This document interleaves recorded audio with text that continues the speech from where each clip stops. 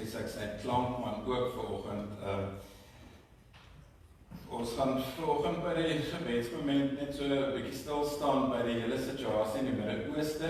Ek en Els Marie het vorige week daaroor gesels en gedink dit is iets wat ons nie regtig kan ignoreer asof dit ons nie raak nie. Ek dink dit raak baie mense ook in ons gemeente omdat hulle dalk mense geliefdes daar het of mense ken wat daar bly.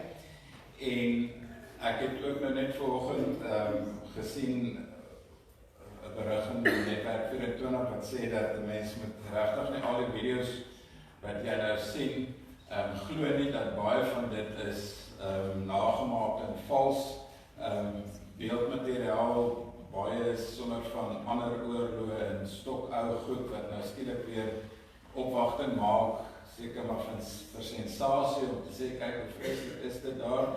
En so ons moet maar regtig met oordeel na die goed kyk en net so terloops het iemand ook vir my ek so verlede week weer 'n stokou ding gestuur van een of ander meisie wat hysteries 'n boodskap uitstuur van 'n Potchefstroom mag nou nie eens meer in hulle kamers bid nie en net Christene word geteken. Asseblief moenie sulke goed glo nie, want dit is nie die waarheid nie. Om een of ander rede is mense daarvan om allerhande valshede te verkondig. Maar dit is nie 'n valse ding dat daar 'n baie erge oorlog en spanning nou in die Midde-Ooste is nie. En iemand het toe vanoggend vir my 'n video, so TikTok video gestuur. Dis 'n inwoner van Namibië wat saam met sy gesin daar is en hy werk, hy lyk my by een van die olieraffinaderye en dit is net 'n boodskap wat hy gestuur het oor wat die situasie is soos wat dit hom en ander mense wat die olieraffinaderye werk raak. En ek dink is ook 'n mooi getuienis van hom. So met dit dan in gedagte, as ons daarna kyk en ons praat weer met mekaar, kom ons dink ook aan die mense wat daar is, wat ook 'n getuienis uitleef, maar kom ons bid vir elkeen wat ook deur daardie oorlog geraak word. En as daar van u is, wie se kinders of ander familielede daar is, ek dink ons almal besef dat dit 'n geweldige, spannende situasie moet wees, so baie sterkte dan ook vir u. Kom ons kyk dan na die video's. Goeiemiddag almal, vertrou dat dit goed gaan met julle. Net 'n vinnige update. Ek is nog steeds okay, baie dankie is altyd op die wissel, soos julle kan hoor en raas. Maar ek is okay, dankie. Ons is almal okay. My familie, Sabrina, die kinders is okay. Kinders namens van hulle nie skool toe nie, hulle is besig met online teaching en online schooling, maar hulle is alright, ons gesels heel dag, elke dag. Gister het iets gebeur, wat in die geskiedenis van hierdie land nog nooit gebeur het nie. Hulle het die hele olieveld ge-evacuate. Wat beteken, ons was deel van die spanne waar ander mense gaan help en op dat ons het 80 manne by ons gevat en hulle land toe gebring. Mense kinders, ek het nog nooit zoiets gesien nie, man. 'n span poging. Al die wissels in die olieveld, en ek praat van dit is seker oor 60 wissels. Van het is duikvissels, van het is drillvissels, van het is supply vessels, van het is wissels van pipeline, etc. Setvissels, airvissels. Elke wissel het na platform toe gegaan, of platforms toe gegaan en mense opgetel en land toe gebring. 4150 mense is gister ge-evacuate uit die olieveld vir safety measures. Ons leer tans net buite Qatar. Ek is seker so 20 minute by die huis. Ons kan ons maar by die huis toe gaan nie. Kom ek by speel daar hierdie wissels. Soos daar is net aan een kant.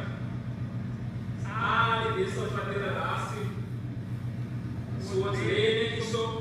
En dan hoop ons vir die beste. Ek is vir die Here dankbaar vir die positiviteit. Dankie vir die gebede. Dankie vir die comments. Ek waardeer. Maar ons is okay. Is een van die situasies van as absoluut niks wat ons kan doen behalwe om die Here te vertrou nie. Dit is maar dit. Ek sê gister vir iemand, hy sê vir my, Josh, I admire your calmness, Want hierso kan die man ook lekker mekaar laat paniek met conspiracy theories en clones. Die storie kry soveel sterkies. En hy sê, hy het maaie my vermoe om kalm te bly. En hy sê vir hom, ek kan mos jou te praat, dat ek 'n kind van die Here is, en dat ek die Here dien en aan God vertrou. En wanneer situasies soos die gebeur, daar hardloop ons so honde met 'n aankop en 'n pennetjie. Dit is dan reeds nou 'n geleentheid om geloof in aksie te wys. Om vir iemand soos hy, wat nie die Here dien, en wat nie die Here ken nie, hy dien 'n ander God. Om dan buite te kom en sê, joh, ek het maaie, jou kalmte, wat is jou geheim? En ek sê vir my geheim is, my geloof in die Here, my geloof in die Here, dat my lewe aan die Here behoort, en alles wat gebeur om my, in my en met my, gebeur met God se goedkeuring. So wanneer ons Vader gebed bid, ek sê vir my, dan is daar 'n gedeelte in die gebed wat sê, laat U wil geskied. Dit beteken ek gee die Here toestemming om met my te maak, net wat hy wil. Wanneer hy wil, hoekom hy wil. En hoef nie vir my sin te maak, en hoef nie vir my te benefit, as die Here 'n ding doen, is dit wel gedaan. So ja man, ons is volmoed, ons weet nie waar ons gaan afklim nie. Ek kan wel net voorstel gemaak, ek sê, luister, soos altyd, julle word voortbetaal elke dag, ons is jammer vir die situasie, maar ons het ook die antwoorde nie. Ons wag maar om te hoor wat die government sê. As jy dit kan sien, en vir al die commercial daar is reg oor die Kaap. Hier is soveel vriende van my wat ek gewyk het, wat in dieselfde situasie is, die mense in die comment section wat sê, hulle families is hier. Kom ons unite, en kom ons staan saam met gebed, en ons vertrou die Here in. Ek garandeer dat die ding het 'n duistere agenda.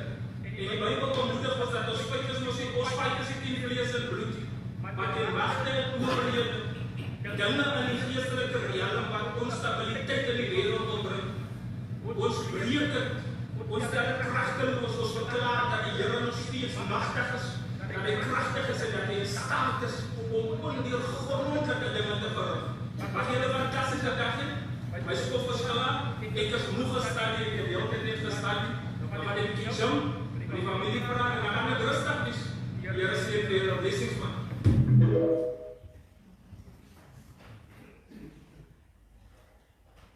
Kom ons bid dan saam. Here, wanneer ons so getuienis hoor, en hoor van iemand wat openlik ook sy geloof in U getuig, en sê ons vir dankie ook vir daardie geleentheid wat hy en ander Christene het om ook teenoor mense wat U nie ken nie te kan getuig, en dat mense ook in hulle lewens kan raak sien dat U iets in iemand se lewe doen, en dat U so beheer oor iemand se lewe uitoefen, dat so 'n persoon ook kan uitstaan as iemand wat kalm bly in 'n uiters kritiese situasie. En dan weet ons U woord wat sê dat U die God is wat vrede gee, wat alle verstand te bowe gaan, is waar. Here, ons bid vir mense ook in ons eie gemeente, maar in ons land, wat ook kinders of ander familielede het, of kennisse het, wat in die Midde-Ooste bly. Ons sien dat daar absolute chaos heers, en ek wil bid, Here, dat U vir elkeen ook hierdie vrede sal gee, wat alle verstand te bowe gaan. En dan bid ons, Here, dat U ook vrede, ook in die owerhede, in die leiers, die wêreldleiers se harte sal gee. Mense wat met een oomblik verklaar dat hulle U dien en met die Bybel onder die hand staan, en in die volgende oomblik links en regs oorlog verklaar en mense doodmaak. Here, dan besef ons ook hoe waar die woorde van hierdie persoon is wat sê dat ons mag is nie teen mense nie, maar teen Satan en die bose magte, soos wat ons in Romeine in Efesiërs 6 lees. En ons bid, Here, dat U ook daardie magte sal breek, want ons lees ook dat Christus is die Here van alle Here en alle magte en kragte is aan U onderwerf. Dankie dat ons ook daaraan kan vashou. Here, seën ook reddingswerkers, mense wat in baie gevaarlike situasies moet werk, ander moet help, en gee vir hulle ook beskerming en kalmte in hulle gemoed. Dankie dat ons ook vanoggend ons stem kan voeg by miljoene ander gebede wat wêreldwyd gebid word, glo ek ook vandag. En mag U ook weer dit alles geëer word. Ons bid dit in Jesus se naam. Amen. Kom ons sing dan die Bybelslied.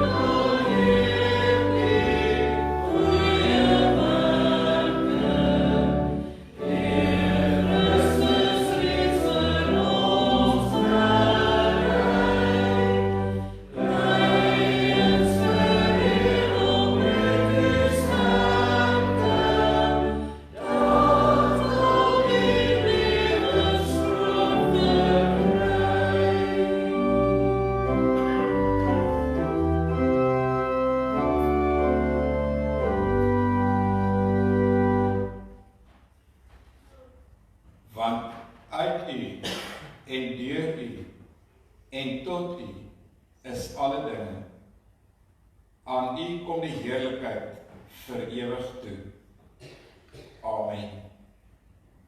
Geliefdes, mag die God van hoop julle deur julle geloof met alle blydskap en vrede vervul, sodat julle hoop oorvloedig kan wees deur die krag van die Heilige Gees wat in julle werk.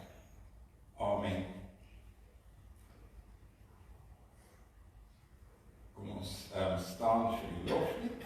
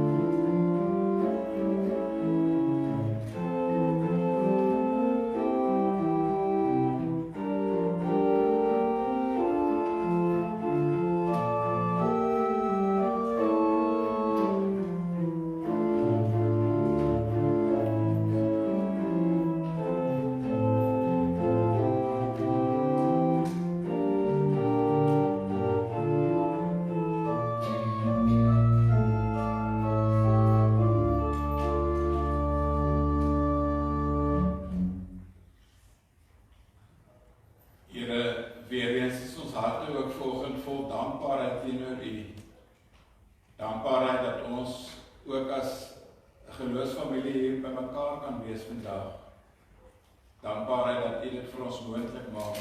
Dankbaarheid dat ons U mag ken. Dat ons kan getuig van dit wat U ook in ons lewens vir ons beteken en dat U ons hele lewe verander.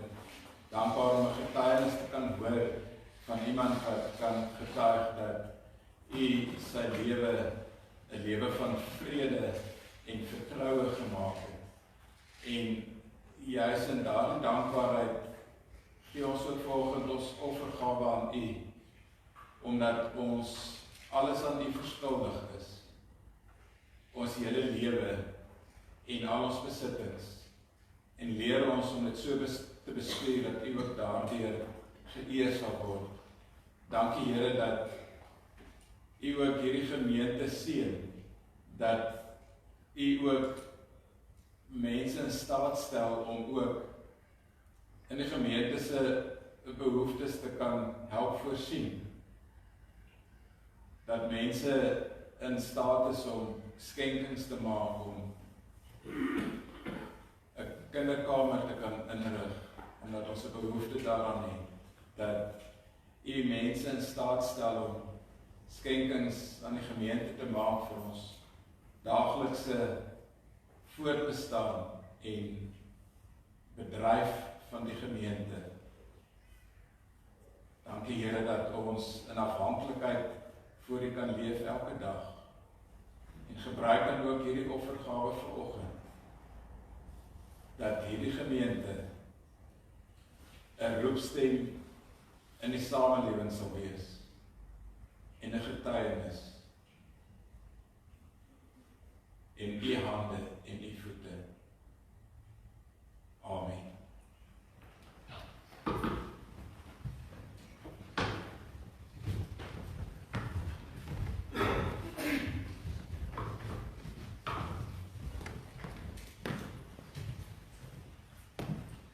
Ek wil graag geleentheid gee om dat jy so vinnig mekaar kan groet. Ek wil ook sommer net by hierdie geleentheid sê, of hierdie nou sê, as daar iemand is wat dalk nie in die gemeente is, of soeker volgende hier is, en die wil graag oorweeg om hier in te skakel, of sommer maar net my wil ontmoet, dan is die welkom om na die diens ook net my dan hier voor te ontmoet.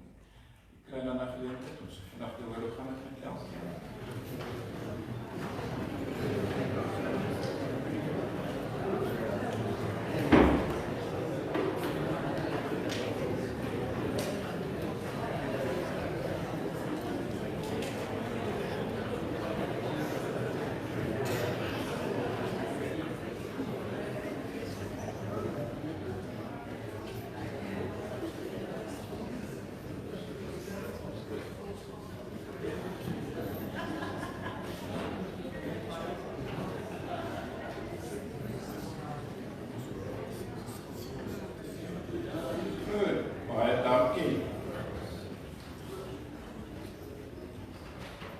As ons dan kyk na ander familienuus, dan gaan die week se program aan soos normaal. Dinsdag die eredienste by Wilgers Afterhoor, Woensdag se Bybelstudies en aksie omgee.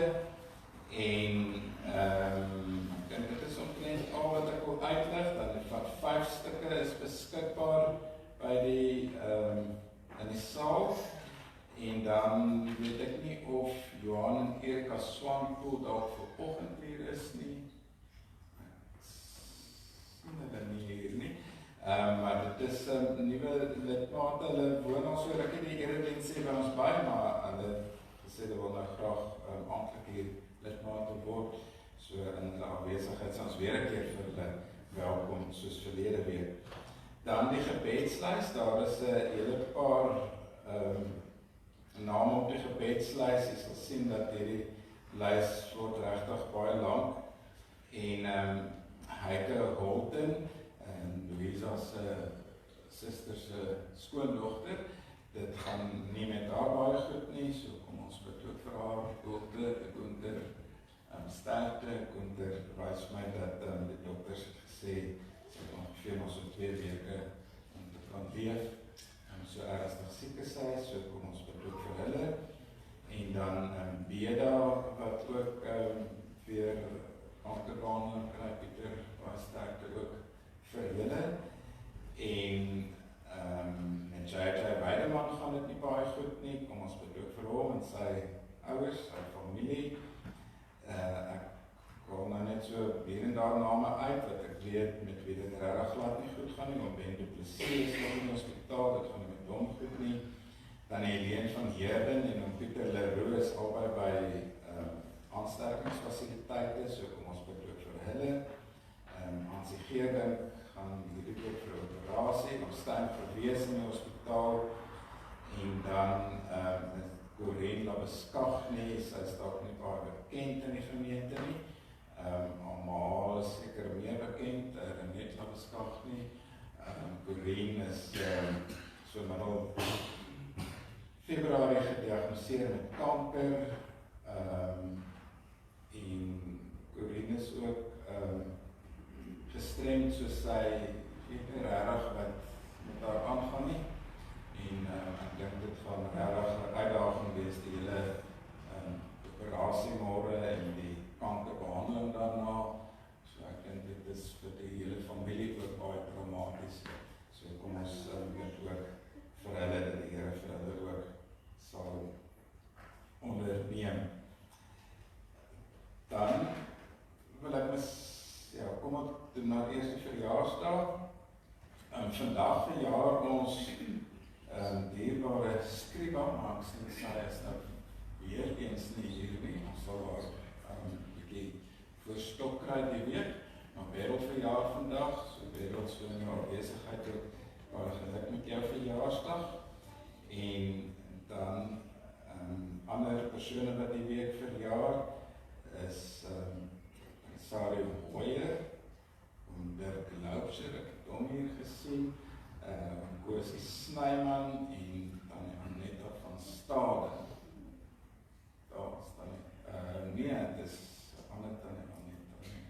So baie geluk aan elkeen wat hier is, om na vorentoe kom. Dan Annetta, ek wil dan nie skielik vandag laat verjaar in hierdie week. Sê toe nou, dit is nie dieselfde Annetta wat hier sit nie.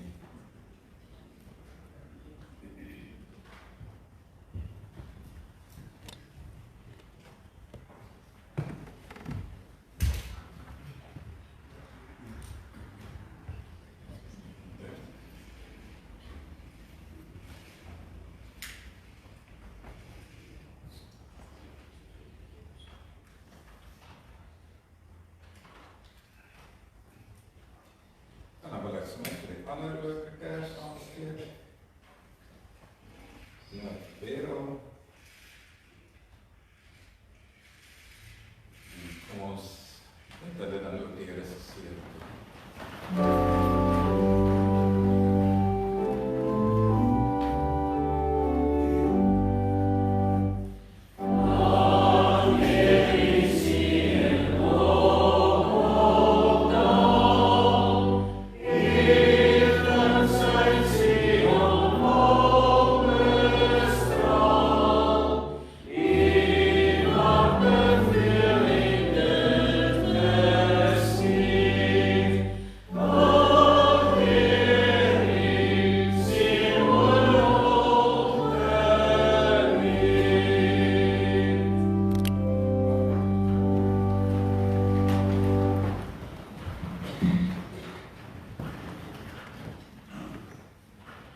Gemeente, dit is vanoggend amptelik die tweede laaste keer wat Els Marie preek en ek is so bly om te kan sê dis haar tweede laaste keer wat sy hier preek, want sy het die week 'n beroep gekry na Garsfontein gemeente.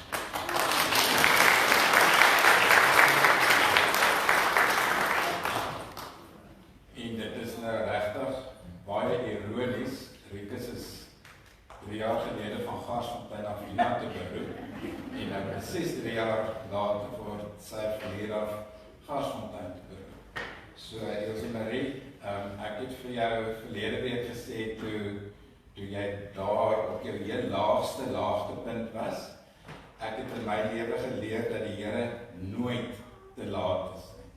En 'n mens dink baie keer, hierdie keer is die Here te laat, want daar dienste by Meyerspark eindig amptelik die einde van hierdie maand, en ons het van die begin af gesê, ons gaan nog 3 maande uithou met haar hier, maar ons weet dan gaan sy 'n beroep hê, en ja, die Here is getrou, en die Here was nie te laat nie, en ons is almal saam met jou in Gerardrey bly, en dankbaar, en ons bid jou regtig die Here se seën toe, ook op hierdie nuwe lewenspad van jou. Maar ek hoop ons sien jou daarom so af en toe nog hier saam met ons. Goed, ek dink dan kan ek nou gaan sit en haar vanoggend geleentheid gee vir haar tweede laaste keer.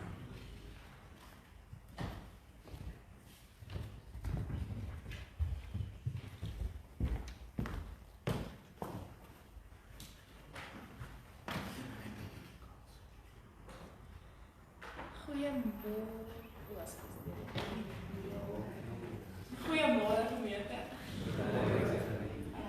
Ja, dit is vir my regtig met baie gemengde gevoelens dat ons vir 'n tweede keer hier is.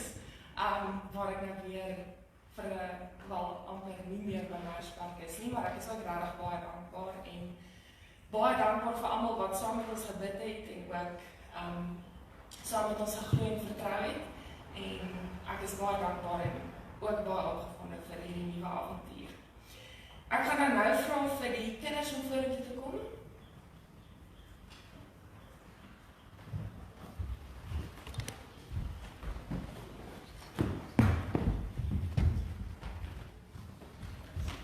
Gideon, sal jy asseblief vandag die energie uitdeel?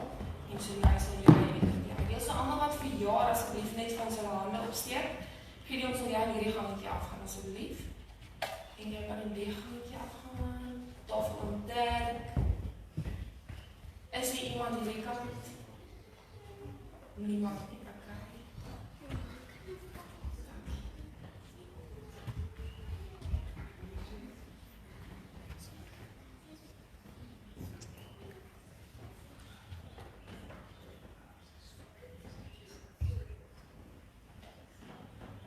Dis eintlik ek moet terugkom.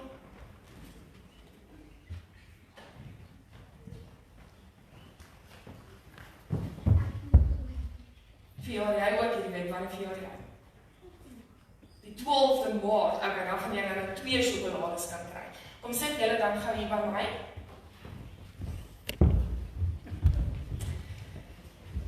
Nou wil ek vir julle vra, ken julle die alfabet? Sit gou by my. Ken julle hom? Ja. Okay, kom ons sê julle hom gou vir my op. Begin by A. A.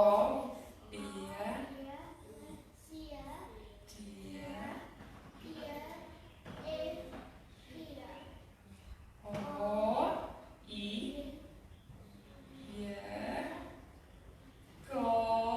Okay, julle ken hom dan julle ken hom goed tot by K.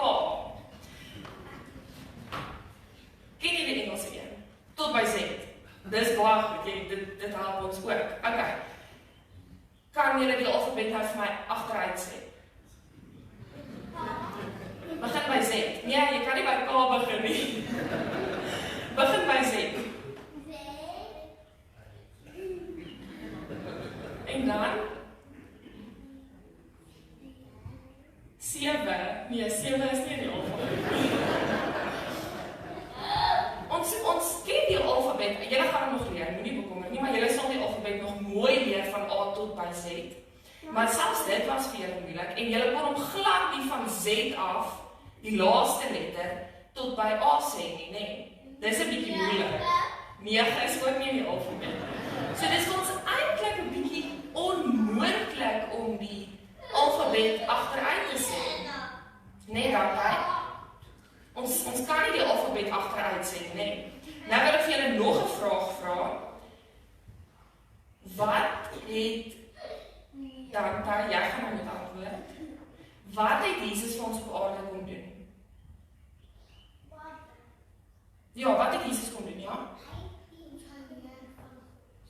ons kom leer van God? Hy het die hele wêreld gemaak. Ja, hy het die hele wêreld gemaak. Ja, hy het dit ook gedoen. Ja, maar wat het Jesus gedoen toe hy aarde toe gekom het? Wat het hy aan die kruis vir ons gedoen? Hy het die liefde. Ja, hy het gesterf. Ja, en hy het ons sonde vergewe. Dis mos wat hy kom doen het, nee. Kan ons sonde vergewe? Kan ons eie sonde vergewe? Vergewe gaan jou eie sonde? Ja, jy kan vir jouself 'n drukkie gee en baie lief wees, maar dit is nog steeds nie om ons sonde te vergewe nie. Net soos wat ons glad nie die alfabet agteruit kan sê van Z tot by A nie, kan ons selfs nog minder ons eie sonde vergewe. Nee, dit is mos wat Jesus vir ons kom doen het. Hy het aan die kruis vir ons kom doen, hy het dood gegaan aan die kruis, en toe het hy weer 3 dae later opgestaan, uit die doodheid opgestaan, nee. En dit is wat ons sonde kon vergewe het. En vandag ons in die Bybel lees, hoe net God dit vir ons kan doen, en dat ons dit glad nie vir onsself kan doen, en dat sy liefde, die liefde wat hy vir ons gebring het, en wat hy elke dag vir ons gee, al is wat ons elke dag nodig het. Gaan julle dit onthou? Ok, kom ons bid gou saam. Nou, dis vast dan tyd. Liewe Here, dankie dat ons vandag kan weet dat U ons elkeen so lief het, dat U ons sonde aan die kruis kon vergewe het. En Here, dankie dat U vir elkeen van hierdie kinders en ook vir ons almal hier vandag weer kom leer, dat dit nie vanuit onsself is nie, maar dat dit slegs U genade is. Dankie dat U vir ons so lief is, en dankie dat U ons elke dag help om vir alle ander mense lief te wees. Amen. Goed, nou kan julle elke keer die woorde kry. Het jy 'n tand gewissel? Ja, Ja, jy moet dit kry. Ek loop en nou het ek weer met al. Ja, dan kan jy gaan sit.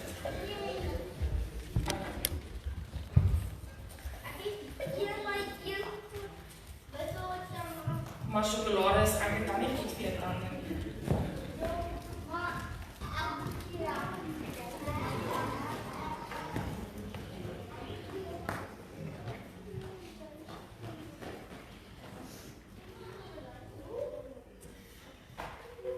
Kom ons sit net so, dan bid ons saam.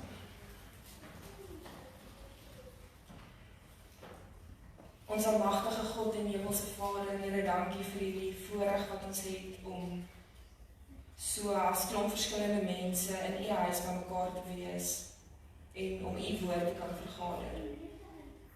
Here, dit is ons gebed dat U groot en moeilike konsepte vir ons duidelik sal kom maak en dat U ook vandag met ons elkeen deur U Gees sal praat en dat ons ook met ontvanklike harte daarna sal luister. Here, dankie dat ons dit elke week so kan doen waar daar miljoene mense is wat dit nie kan doen nie. En dit is iets wat ons vanselfsprekend aanvaar.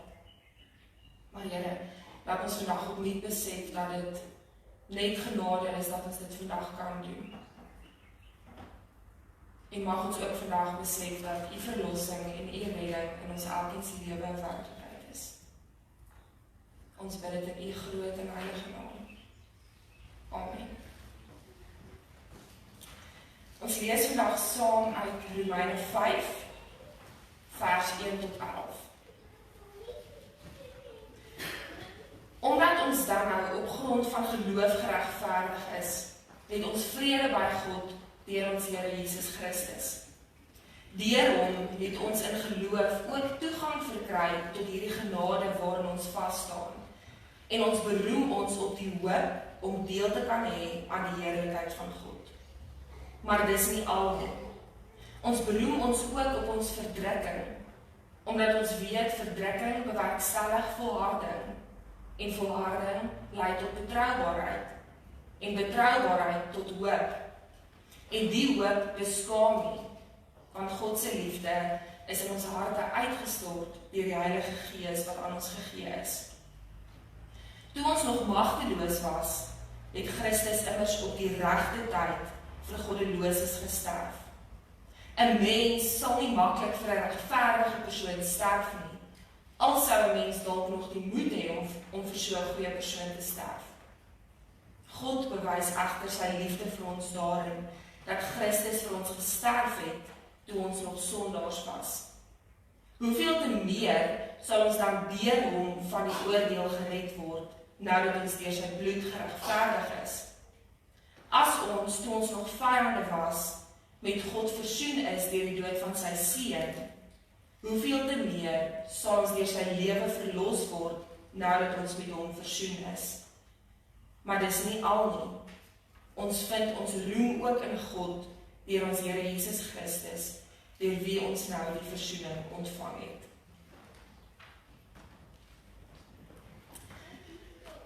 Het jy al ooit iets probeer doen, waarvoor jy hoegenaamd geen aanleg of talent het nie?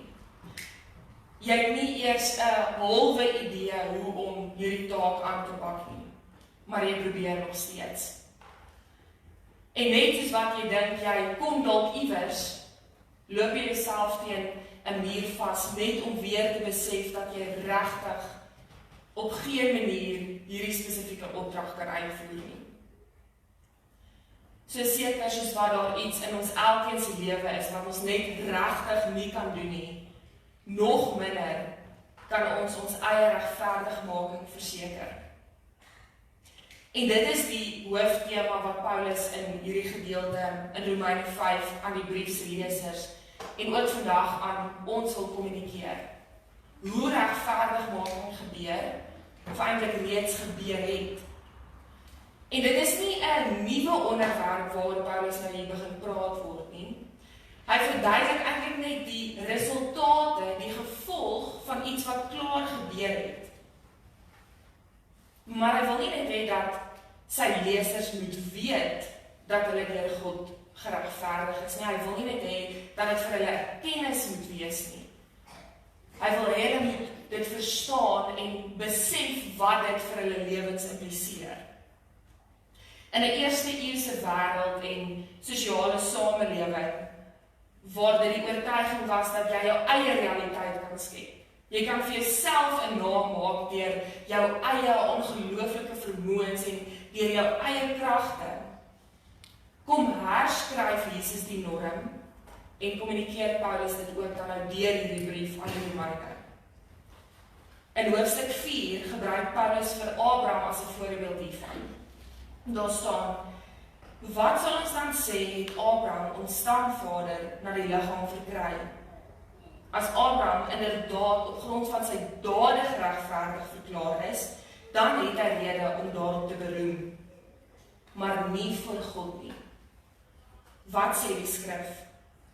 Abraham het God geglo en God het sy geloof vir hom as regverdiging gereken. Hier kan dit eintlik nie duideliker en meer eksplisiet gestel word dat dit nie ons dade is wat ons regverdigmaking verseker nie, maar slegs ons geloof in God, en dit is ook eintlik net genade. Ek dink dit is goed om sommer net hier aan die begin weer te onthou wat regverdigmaking beteken. Wat beteken hierdie woord? Ons weet dit is goed en ons weet dit is reeds vir ons deur God gedoen, maar wat beteken hierdie woord? Regverdigmaking is 'n handeling van God waardeur hy 'n sondaar vryspreek en hom as regverdig verklaar. Hy verander nie eers die sondaar se aard nie, maar reken slegs Christus se geregtigheid aan hom toe. Paulus sluit hoofstuk 4 af deur die Romeine net weer te herinner aan wat dit was wat Christus vir ons kom doen het. Hy sê net weer, die heel laaste stukkie in hoofstuk 4, hy sê net weer, onthou dat Christus vir ons oorgelewer is, dat hy ter wille van ons sonde oorgelewer is, en 3 dae later opgewek is, en dit is wat ons regverdigmaking verseker.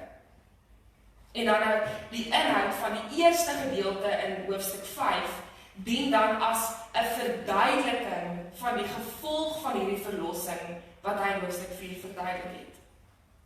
Hoofstuk 5 begin met die woorde: Omdat ons nou op grond van geloof geregverdig is, presies dit wat in hoofstuk 4 verduidelik is, het ons vrede by God deur ons Here Jesus Christus.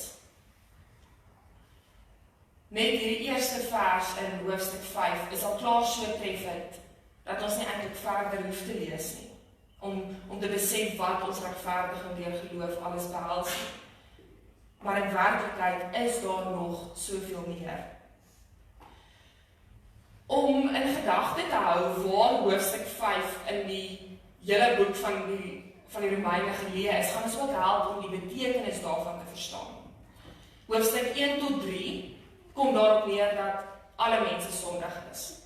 Hoofstuk 3 tot 4 verduidelik dan dat regverdiging net deur geloof kan plaasvind, en hoofstuk 5 tot omtrent by hoofstuk 8 verduidelik dan die gevolg van hierdie regverdigmaking. Hierdie hele gedeelte tot by hoofstuk 8 vloei baie mooi in mekaar in. Dis amper asof daar 'n patroon van oorsaak en gevolg die hele tyd gevolg word. Omdat ons geregverdig is deur die vrede by God deur Jesus Christus, het ons geloof ontvang, en toe ontvang ons sy oorvloedige genade dat ons vrye toegang het tot God, en dan beroem ons op die hoop om deel te kan hê aan die heerlikheid van God. Ek hoop julle kan ook die progressie in hierdie hele gedeelte raak sien. Ons was sondaars, en toe is ons geregverdig deur geloof. Toe het ons vrede by God. Toe het ons toegang tot God. En nou het ons deel aan die heerlikheid van God self. Dis amper asof ons nader en nader en nader aan God beweeg. Maar dit is nie Paulus se doel met hierdie gedeelte om alles net ideaal en perfek te laat lyk nie. Want hy sê, maar dit stop nie hier nie. Dit is vir ons maklik om op die hoop om deel te kan hê aan die heerlikheid van God te beroem wanneer alles goed gaan. Maar wanneer dinge sleg gaan, waar is die hoop dan? Ons beroem ons ook op ons verdrukking, wat ons weet, verdrukking bewerkstellig volharding. En volharding lei tot betroubaarheid. En betroubaarheid weer tot hoop. Al het ons by verdrukking begin, nou is ons weer terug by hoop. En die hoop beskaam nie, hierdie hoop kwai nie weg nie. Want God se liefde is in ons harte uitgestort deur die Gees wat aan ons gegee is. Met ander woorde, selfs in ons swaarste verdrukking, selfs wanneer dit ongelooflik sleg met ons gaan, is dit nie ons wat hierdie hoop om deel te kan hê aan die heerlikheid van God in ons lewens onderhou nie. Dis God se Gees self wat in ons lewens werk en hierdie hoop onderhou, hierdie hoop volhoubaar maak. Die gevolge van ons verlossing wat Jesus vir ons gebring het, kan nie beter verduidelik word as wat ons dit hier in Romeine 5 lees nie. Dit wat dit vir ons inhou, die implikasie daarvan vir ons lewe, die absolute diepte en hoe radikaal dit is, word in hierdie gedeelte vasgevang. As jy al ooit gewonder het, maar wat beteken Christus se verlossing vir my in my lewe, dan lê die antwoord hierin. En dit word hier so eksplisiet gestel dat 'n lewe vir Christus nie 'n lewe sonder moeilikhede beteken nie. Inteendeel, wat hier gesê word is dat 'n lewe deur en vir Christus 'n lewe is waar ons ook onsself op ons verdrukking beroem. Want die hoop bly onveranderd, of dit goed of sleg gaan, die hoop is altyd daar. En die verlossing wat Christus gebring het nie per ongeluk of per toeval gebeur nie. Dit het op die regte tyd gebeur. Dit het gebeur toe ons nog magteloos was. Toe ons nog vasgevang was in ons sonde. En hier word dit ook so duidelik gesê dat Christus vir goddeloses gesterf het.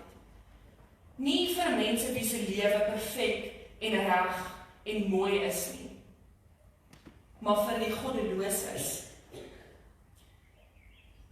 party mense sal dink dat dit 'n baie sterk woord is wat Paulus hier gebruik, en dit is wat hy probeer doen. Met goddeloos bedoel hy die wat nie eerbied het vir God nie. Iemand wat nie in 'n verhouding met God staan nie. Die mense wat letterlik godloos is. Dit is hulle vir wie Christus kom sterf het. En dan draai Paulus die lens op ons as mense en sê dan dat ons nie eers bereid is om vir 'n regverdige mens te sterf nie, nog minder vir 'n goddelose. Neem gou 'n oomblik en wees baie eerlik met jouself. Is hierdie woorde van Paulus waar in ons elkeen se lewe? Is ons bereid om vir 'n goddelose mens te sterf? En ek vra dit glad nie om iemand sleg of skuldig te laat voel nie, want die realiteit is, ek weet nie of ek dit in 'n oogwink sal doen nie. Omdat ons nie mense is. Maar die punt wat hy probeer maak is dat ons moet besef dat dit is wat Christus vir my en vir jou kom doen het. Sonder om 2 keer daaroor te dink, is dit wat hy vir elke mens wat al ooit gelewe het, kom doen het. Hy het vir ons kom sterf toe ons nog sondaars was, toe ons nog godloos was. En so bemagtig hy ons om hierdie selfde liefde en hierdie selfde genade ook aan ander mense te bewys. Uit dankbaarheid vir dit wat hy vir ons kom doen het, nie omdat ons so goed en oulik is nie, maar bloot omdat almal deel is van sy koninkryk, almal sonder uitsondering. As Christus vir die godloses kom sterf het, wees ek en jy om nie ook te probeer om so lief te wees vir ander mense nie. Die absolute omvang van ons verlossing en wat dit vir ons beteken, word in die laaste paar verse vasgevang. As Christus dan vir ons gesterf het toe ons nog sondaars was, hoeveel te meer is ons dan nie van enige oordeel gered, vrygespreek, omdat ons nou alreeds deur sy bloed geregverdig is nie. Hier staan dit so duidelik, dat daar nou geen meer oordeel is nie. Ons kan nie een oomblik bely dat Christus ons vrygemaak het en ons is verlos van ons sonde, en die volgende oomblik bewe ons van vrees vir sy toorn en sy oordeel. Ja, dit is menslik om te twyfel, en ook om partykeer te dink, nee, vragtig, verdien ek nou om gestraf te word. Maar dit is nie die tipe lewe wat Christus vir ons aan die kruis kom moontlik maak het nie. Hy het vir ons 'n lewe kom moontlik maak, waar ons elke dag in sy genade kan leef, elke dag vry kan leef. Ek het dit ook nie te lank terug nie in 'n preek gesê, maar ek kan nie verstaan hoekom dit vir ons makliker is om baie gereeld eerder in ons sonde vas te kyk, as om in God se genade vas te kyk nie. Ons sonde is vergewe, dit is van ons af weg verwyder. Ons het vrye toegang tot God. En asof dit nie genoeg is nie, lees ons vers 11, die laaste vers, wat sê, daar sê Paulus self, maar dit is nie al nie. Ons vind ons roem ook in God, deur ons Here Jesus Christus, deur wie ons nou die versoening ontvang het. Ons roem ons in God deur ons Here Jesus Christus. Dankie tog, ons hoef nie ons roem in onsself te vind nie. Watter chaos sou dit nie gewees het as ons op onsself moes staatmaak vir regverdigmaking nie. En dan dink ons weer aan dit wat Paulus en oor Abraham in hoofstuk 4 gesê, dat as Abraham op grond van sy dade geregverdig is, ja, dan sou hy rede gehad het om daarop te beroep. Maar hy is nie, hy is op grond van sy geloof in God geregverdig. Ons is nie op grond van ons dade, of wie ons is, of dit wat ons kan doen, regverdig verklaar nie, maar slegs deur ons geloof in die dood en opstanding van Jesus Christus. Die hartseer realiteit is dat ons verstaan van hierdie hoop wat ons nou het, en ons verstaan van God se teenwoordigheid oppervlakkig geraak het. Ons het hierdie hoop wat ons het om deel te kan hê aan die heerlikheid van God gereduseer tot iets wat ons aan aardse norme en aardse standaarde meet. Ons meet God se teenwoordigheid en God se seën in ons lewens aan hoe dit met ons gaan. Ons het dit 'n voorwaardelike hoop gemaak. Maar daar staan nêrens in hierdie hele gedeelte of selfs in die hele Bybel enigiets daarvan dat ons omstandighede of hoe dit met ons gaan 'n refleksie van God se werk of 'n refleksie van God se teenwoordigheid of sy seën in ons lewens is nie. As dit die geval was, dan was dit nie vir ons die moeite werd om ons op hierdie hoop te beroem nie. Maar dit is juis nie die geval nie. Hierdie hoop beskaam nie in goeie of in slegte tye nie. Maar hier gaan dit eintlik nog steeds nie in die eerste plek oor ons as mense nie, maar oor God. Lydingstyd gaan nie net oor dit wat Christus vir ons kom doen en wat dit vir ons inhou nie.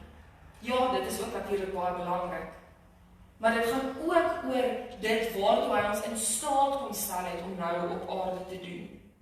Dit gaan daaroor dat ons hierdie vry lewe wat ons gekry het, wat ons eintlik nie verdien nie, moet gebruik om sy koninkryk verder op te bou. Om alles wat ons doen, nie ter wille van onsself te doen nie, maar om dit ter wille van die koninkryk te doen. Dit is wat ons bedoel wanneer ons tydens die offergawe bid, dat ons hele lewe as 'n offergawe vir God bring.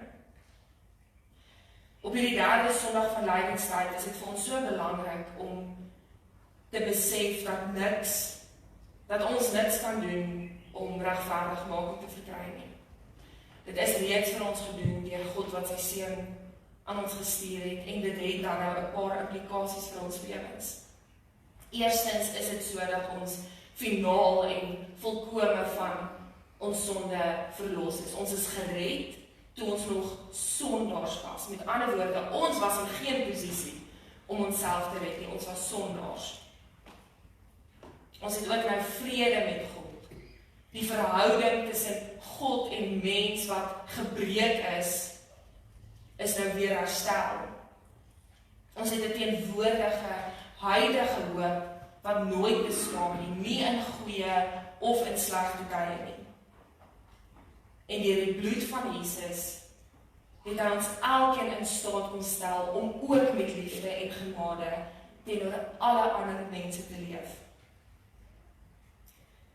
Derek het laasweek gepreek oor die roeping van Abraham en dat hy hierdie absolute oorweldigende opdrag van God gekry het om alles wat hy ken, alles wat vir hom spesiaal en kosbaar is, agter te los en na 'n nuwe land toe te trek. Na 'n land toe te trek wat hy glad nie ken nie. En ons weet dat Abraham God vertrou het en dat hy dit gedoen het. Daarom dat Paulus sê, hy is op grond van sy geloof geregverdig en nie op grond van sy dade nie. Ons het niks behalwe ons geloof nie. En hierdie geloof wat ons het ons ook net uit genade. Ons kan onsself op niks anders beroem as slegs die hoop om deel te kan hê aan die heerlikheid van God nie. Omdat die boek Romeine geneig is om eintlik baie dogmaties van aard te wees, gebeur dit ook soms dat die gedeeltes wat ons lees nie noodwendig vir ons sê om iets te gaan doen, eksplisiet sê dit is wat jy moet doen nie. Maar ons eintlik laat dink oor die lewe en om sekere dinge in ons lewens te laat besef. Want toe ek nou op hierdie punt in my preek kom, toe dink ek, okay, so hoe maak mense hierdie deel nou prakties? Maar dit maak nie vir my sin om 'n preek net prakties te probeer maak, net sodat ek daai deel ook in my preek het nie. Wat belangrik van hierdie gedeelte is dat ons op 'n sekere manier moet begin dink, dat ons die realiteit en die werklikheid van die verlossing wat ons het, in ons lewens moet besef, want dit gaan ons lewe verander. En dit gaan die manier waarop ons dinge doen en die motivering waarmee ons dinge doen beïnvloed. Maar mag ons dan uit troos en berusting hierby vind. Want so lief het God die wêreld gehad, vir my en vir jou gehad, dat hy sy enige gebore seun gegee het, sodat elkeen wat in hom glo nie verlore mag gaan nie, maar die ewige lewe kan hê, die hoop kan hê om deel te kan hê aan die heerlikheid van God. Die ewige lewe wat ook nou al reeds begin het. Amen. Kom ons bid saam.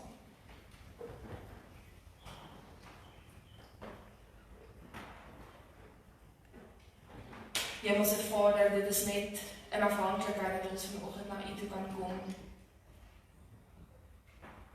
En weer met dankbare harte kan besef dat ons niks kan doen om regverdig voor U te staan nie. Here, inteendeel, omdat ons mense is ons geneig om presies die teenoorgestelde te doen as wat U wil hê. Maar Here, dit is ons gebed dat U ons ook sal laat besef dat ons nie in vrees of bekommernis hoef te lewe nie. Dat ons nie onsself hoef te verwyd of skuldig hoef te voel nie, omdat U dit alles reeds aan die kruis gedra het. Here, dit is ons gebed dat U ons ook vanoggend sal laat besef wat dit beteken om regverdig voor U te staan. Dat dit nie op grond van ons dade is of enige iets wat ons kan doen nie, maar dat U deur die bloed van Jesus na ons kyk. Dat dit die bloed van Jesus is wat ons skoon gewas het, wat ons verhouding met U kom herstel het, en wat ons in staat stel om deel te kan hê aan hierdie hoop, die hoop wat ons deel maak aan die heerlikheid van God. Here, dit is 'n oorweldigende gedagte om te dink dat U die groot almagtige skepper van hemel en aarde so graag deel wil wees van ons elkeen se lewe. Here, dat U U enige gebore seun gestuur het, dit wat U die liefste gehad het, omdat U ons net so lief het. Here, help ons om hierdie woorde ook te gaan leef en anders oor ons lewens te begin dink. Om te besef, maar ek is 'n kind van God wat regverdig voor U staan, maar om ook te besef dat alle ander mense met wie ek te doen kry, kinders van God is vir wie U ook gesterf het. En dat ons in geen posisie is om te oordeel of te besluit dat ek beter is as enigiemand anders nie. Here, dit is ons gebed dat ons alles wat ons vandag en verder in hierdie week gaan doen, nie ter wille van ons doen nie. Ons doen dit nie ter wille van ons naam of ons glorie nie, maar net ter wille van U koninkryk. Ter wille van die koning van alle konings. Ter wille van Jesus wat aan die kruis vir ons gesterf het en opgestaan het. Dankie dat ons al hierdie dinge kan bid en so in afhanklikheid kan leef. Ons vertrou U hiervoor en ons bid dit in die naam van die Vader, die Seun en die Heilige Gees. Amen. Kom ons sit net so en dan sê ons die slotlied. Oh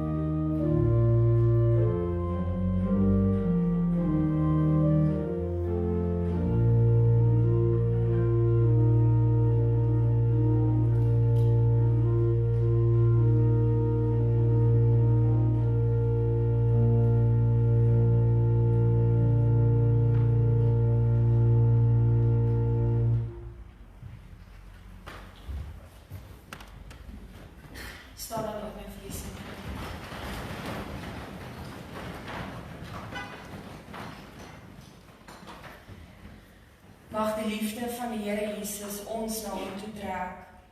Mag die krag van die Here Jesus ons sterk maak in sy diens.